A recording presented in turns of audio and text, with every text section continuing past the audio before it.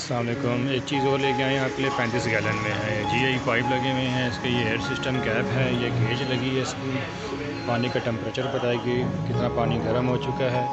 ये electric system rod लगा हुआ है, ये गैस सिस्टम लगा हुआ है इसके साथ। ये पायलट है, ये तवा है। ये 35 गैलन का साइज़ है, इसका क्लाइमिक्स में है ये।